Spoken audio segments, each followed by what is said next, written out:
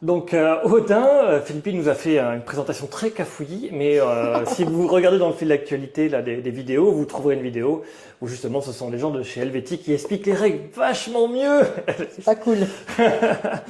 Mais sur le copain Philippine, hop, je te prends la main, et c'est quoi l'intérêt de ce jeu? Bon, juste pour finir, ma dernière vidéo qui a été coupée par le caméraman, l'idée c'est le premier qui arrive à 10 points a perdu, donc là on arrête le jeu. On compte combien chaque personne a eu de points au fur et à mesure des parties. Et celui qui en a le moins a gagné. Voilà, pour finir. Au niveau psychomote, ou même juste en famille, etc., ça travaille plein de petites choses. Ça travaille déjà tout ce qui est du coup attention, concentration, attention visuelle, mais ça travaille aussi du coup les chiffres, les calculs.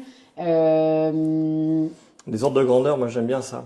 Tu vois, 421. On dirait pas, mais c'est pas facile à faire. Et après, qu'est-ce qu'il y a au-dessus du 4, 5? Mais après, il faut le prononcer. Et il faut les ordonner aussi. Tu vois? Voilà, donc ça aide au niveau de la numération, au niveau du tri. Donc ça travaille plein de choses. En plus, les cartes sont hyper jolies en vrai. Ouais, j'adore les dessins, ils sont très chouettes. C'est simple et efficace. Ouais. Et les enfants aiment bien. Les enfants aiment bien quand on raconte bien l'histoire, mieux que Gilles, des Vikings, etc. Ça les met dedans.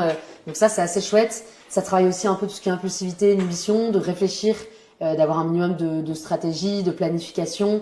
Voilà, donc on ne peut pas y jouer trop petit. Alors bon, Gilles trouvera forcément une manière de le détourner pour jouer avec son fils de 4 ans. Mais en vrai, c'est quand même plutôt à partir de 8 ans.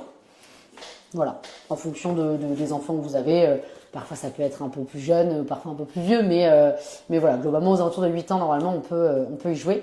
Et on peut jouer du coup à plusieurs, hein, entre 2 et 6 joueurs.